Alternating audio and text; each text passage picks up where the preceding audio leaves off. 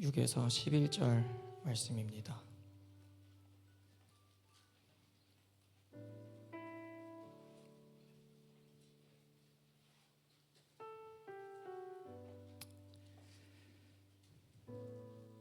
(21장) 6에서 11절 말씀 제가 받들어 읽겠습니다.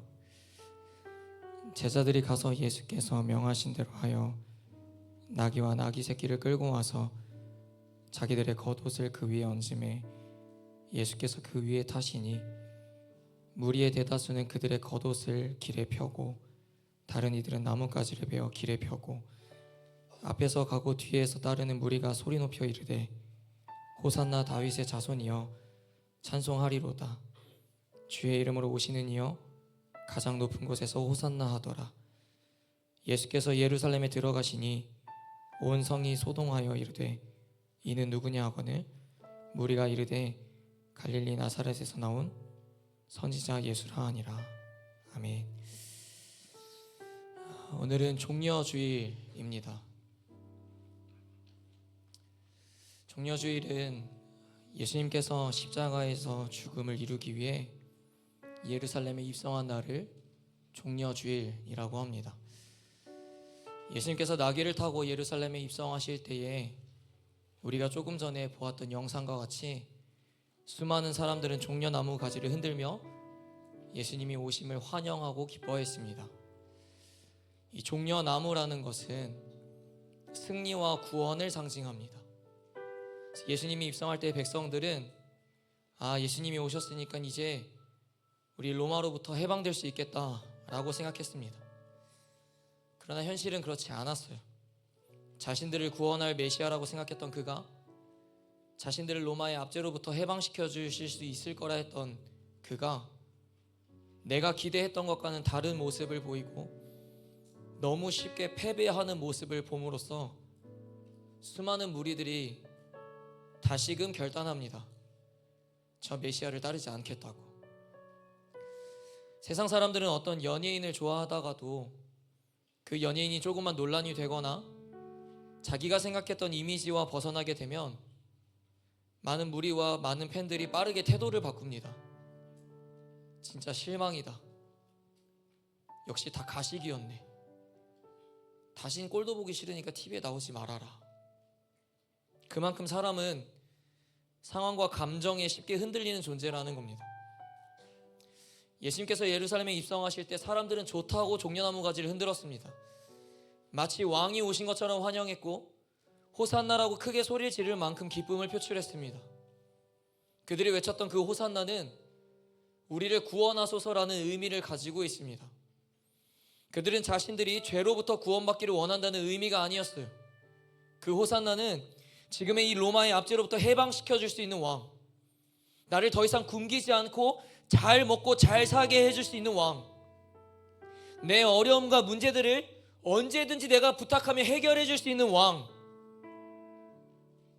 이런 것처럼 그들은 내가 원하고 내가 꿈꾸는 왕으로 예수님을 환영하고 호산나라고 외쳤습니다. 하지만 그들의 기대에는 전혀 못 미치는 모습을 보여주었습니다.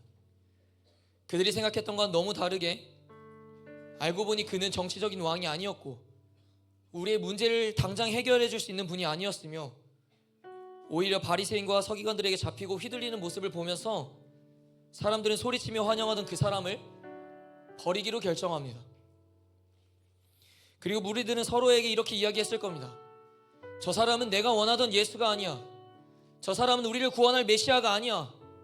저 사람 보면 굳이 우리가 따를 이유가 없을 것 같아. 분명 예루살렘에 입성할 때 환호하며 예수님의 오심을 그렇게 기뻐하던 그들이 자신들의 기대에 못 미치니까, 자신의 뜻대로 해주지 않으니까 바로 등을 돌리기 시작합니다. 이게 인간이에요. 그리고 이게 저와 여러분들입니다. 기분이 좋을 때는 호산나 외치면서 주님을 환영하고 기뻐하다가도 내가 조금만 내 삶에서 힘들어지거나 조금만 힘들어지는 고난의 시간이 찾아오거나 조금만 관계가 어려워지기 시작하면 가장 먼저 하나님을 의심하고 하나님을 멀리하기 시작합니다.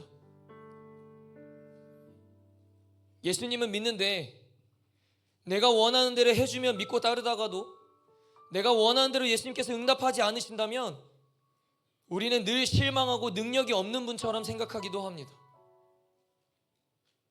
이전에도 말했지만 은혜는 받고 싶지만 고난은 받고 싶지 않고, 내 삶이 변하는 기적을 경험하고 싶지만 내 삶에 힘들어지는 꼴은 보고 싶지 않은 겁니다.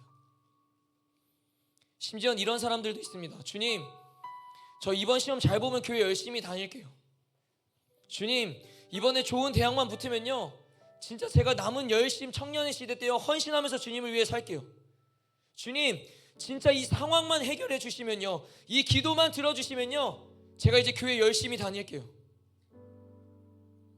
근데 결과가 자신이 기도하고 자신이 간구했던 뜻대로 되지 않는다면 우린 이렇게 얘기합니다. 주님, 왜 제 기도 안 들어주세요?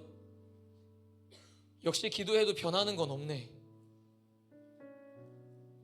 마치 예수님께서 이 땅에 오신 이유가 나의 필요를 채워주고 나의 소원을 들어주고 나의 삶을 변화시키기 위해서 오신 것이라고 우리는 착각하고 살고 있습니다. 성경에 기록되어 있는 무리들처럼 그분이 왜 이 땅에 오셨고 그분이 왜 십자가를 지셨고 그분이 왜 십자가에서 죽을 수밖에 없었는지 그 뜻을 전혀 알지 못한 채 우리는 여전히 지금의 삶에서도 내 뜻대로, 내가 원하는 대로, 내 입맛대로 예수를 맞춰달라고 이야기하고 있다는 거예요. 그저 자기 중심적인 신앙으로만 십자가를 바라보니까 인간의 영적 무지함이 예수 그리스도를 십자가에 못 박게 만든 것입니다.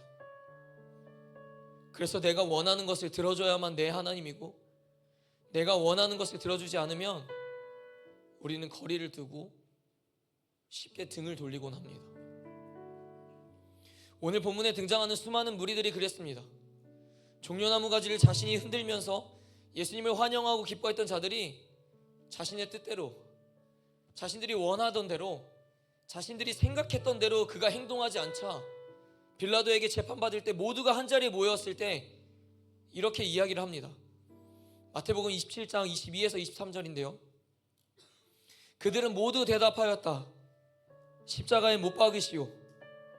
이유가 무엇이오?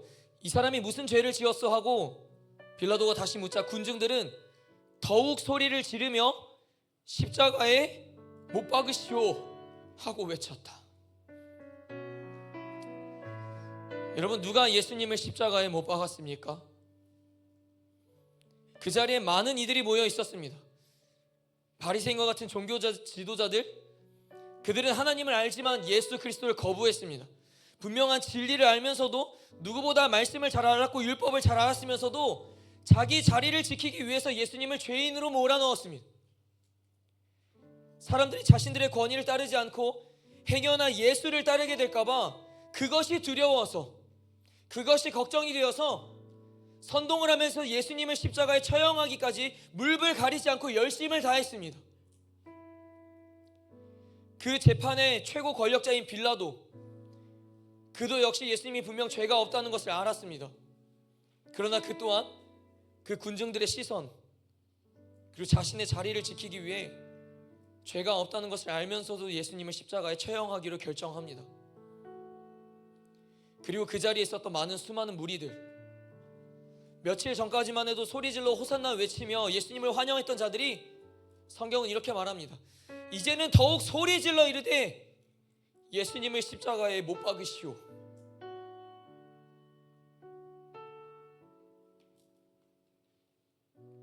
그런데 여러분, 예수님을 못 박은 게 정말 그들 뿐입니까? 그리고 정말 그들이 예수를 못 박은 것입니까? 정말 예수님을 부인하고 예수님을 조롱하고 예수님께 십자가를 지게 한 자들이 정말 그들 뿐입니까? 고린도후서 5장 21절은 이렇게 기록합니다. 하나님이 죄를 알지도 못하신 이를 우리를 대신하여 죄로 삼으신 것은 우리로 하여금 그 안에서 하나님의 의가 되게 하려 하심이라. 아멘. 성경은 분명히 나의 죄 때문에, 저와 여러분들의 그 불순종 때문에 여전히 나의 그 자기 중심성 때문에 예수 그리스도께서 이 땅에 오심으로 십자가를 지셨다고 기록하고 있습니다. 죄가 없으신 예수님께서 십자가에 못 박혀 죽으신 것은 과거의 그들 때문이 아니라 나 때문이라는 겁니다. 우리가 그 현장에 있는 사람들이었다면 어땠을까요, 여러분? 정말 끝까지 예수님을 따를 수 있었을까요? 아니면 무리들과 함께 십자가에 못 박으라고 외치는 사람이었을까요? 아마 못 박으라고 외치는 사람이었을 겁니다. 예수님을 못 박은 바리새인이 나였을 거고, 진리인 것을 알면서도 못 박으라고 결정했던 그 빌라도가 나였을 거고, 좋다고 환호하다가도 내가 생각했던 것과는 다를 때 과감하게 십자가에 못 박아 죽여버리라고 그 외치는 무리가 바로 우리라는 겁니다. 그리고 어쩌면 우리는 지금도 예수님을 못 박는 삶을 살고 있는지 모르겠습니다. 예수님을 믿는다고 하지만 여전히 예수님을 따라서 사는 건 싫고, 말씀을 듣고 은혜는 받는다 하지만 말씀대로 살고 싶지 않고, 예배는 내가 드리지만 내 삶의 주인은 여전히 내가 왕인 것처럼, 그게 바로 예수님을 다시 십자가에 못 박으라고 외치는 삶인 것입니다. 예수님께서 분명 우리의 죄를 다 짊어지고 십자가에 못 박히셨는데, 그렇게 죄인된 내가 하나님의 자녀로 구원을 받게 되었는데, 저와 여러분들은 여전히 오늘날에도 그 십자가를 알면서도, 그 은혜를 누렸으면서 여전히 내 욕심대로, 여전히 내 감정대로, 여전히 내 생각대로, 여전히 내 마음대로 살고 있지 않냐라는 겁니다.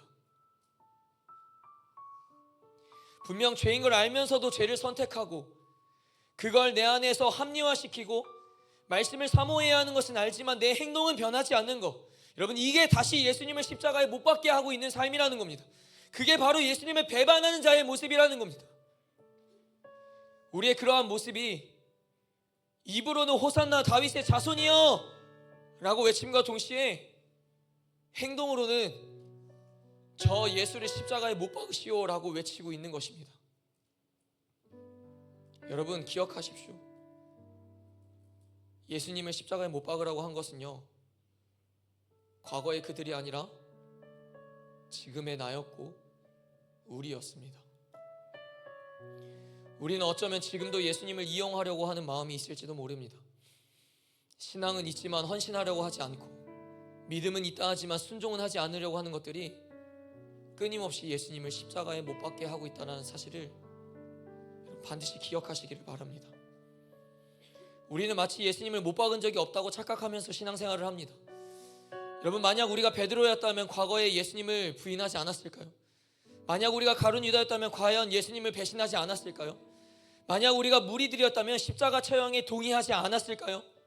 이미 지금도 우리는 끊임없이 삶에서 예수님을 부인하고 있고, 예수님을 배신하고 있고, 예수님을 십자가에 못 박고 있지 않습니까? 빛이 되라 하셨음에도 여전히 어둠에 속한 자처럼 살고 있고, 복음과 함께 고난을 받으라고 했지만 그 누구보다 복음을 열심히 숨기고 고난을 피하고 있고, 여전히 하나님보다 세상의 기준, 내 주변의 사람들의 평가와 내 이미지를 더 신경 쓰고 있는데, 과연 우리는 십자가를 지고 가는 예수님을 바라봤을 때 과연 달랐을까요? 십자가에 못 박히시는 예수님 곁에서 진짜 끝까지 자리를 지킬 수 있었을까요? 예수님은 분명 이 모든 사실을 이미 아셨을 텐데 자기를 못 박는 자들을 위해서 이렇게 말씀하십니다.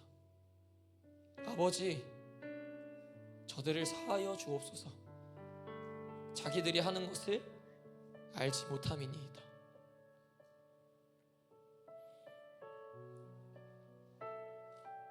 이해할 수가 없는 영역입니다.